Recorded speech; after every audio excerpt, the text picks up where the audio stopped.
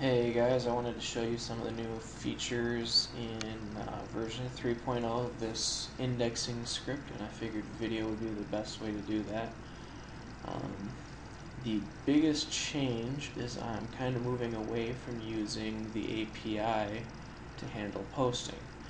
The reason for doing that is creating the accounts was taking up most of the time, authenticating the accounts into your application was taking most of the time, and I think causing most of the problems with accounts getting banned and stuff not working. And so the best way to fix that is to stop using the API, post through the web. That is doable with this nice little bot that I've built here. So the first thing we'll do is we'll launch the bot, and it's also no longer just a Twitter indexing tool, but we'll get into that in a future video. So when it loads up, this is what you're going to see. Right now we're just going to be concerning ourselves with the Twitter bot portion.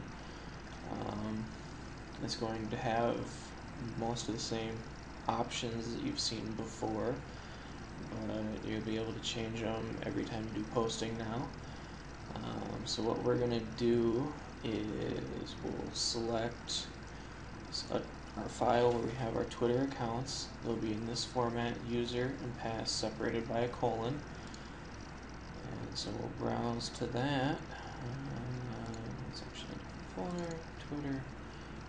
Okay. And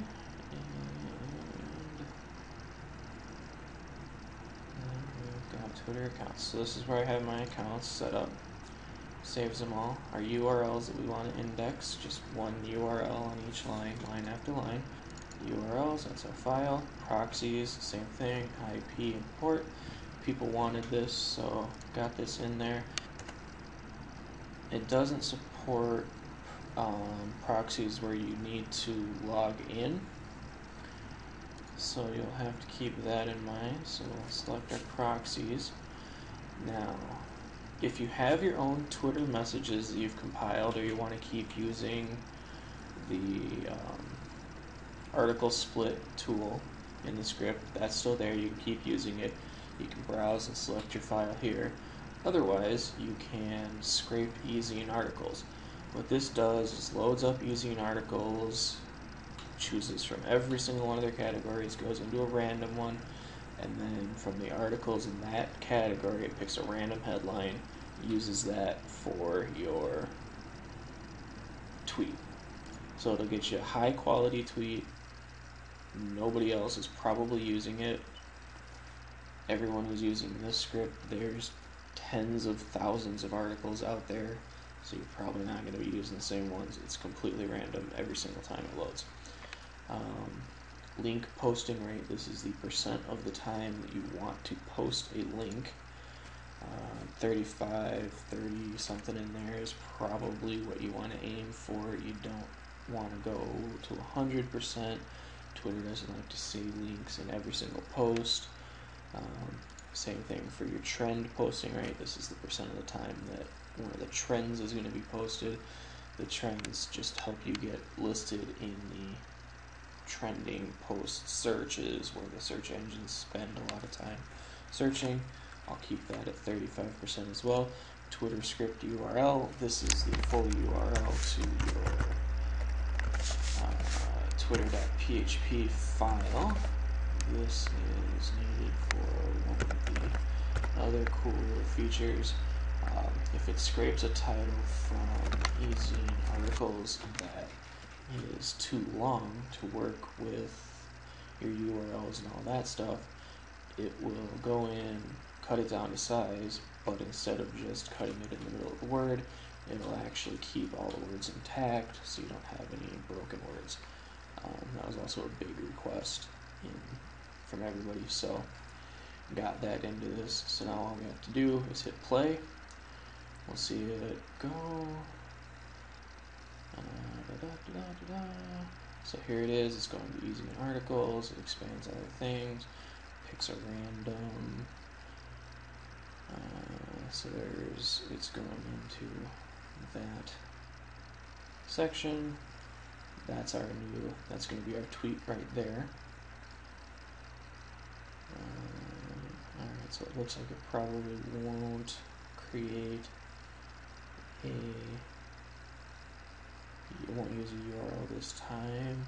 If we're under 35%, this account was suspended.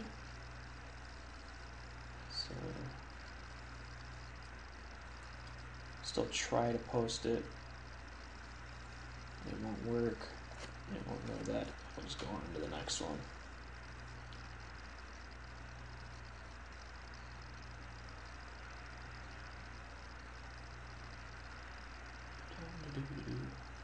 Oh wait, so it actually shows one that works here. So now let's go in. There's our new tweet.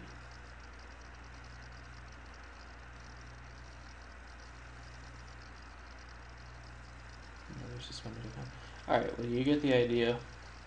This is what it does. It'll go through, makes all your tweets, does it automatically. When it has a URL, it will actually go to bit.ly, do the shortening, same as before, but you don't need to have any login information. It just does it through the public interface. So this will get rid of your need to have your own application. You won't need to authenticate hundreds of URLs or hundreds of accounts into your application.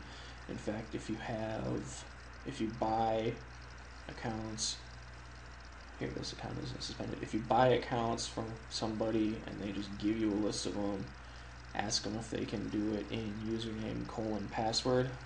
You don't even need to do anything. Then you just select the file and off you go.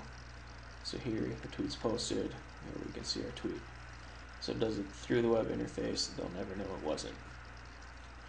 And so that covers this portion of the bot. I'm sure you've seen some hints up there as to what the next videos will be about, and it's the huge addition in version 3.0 here.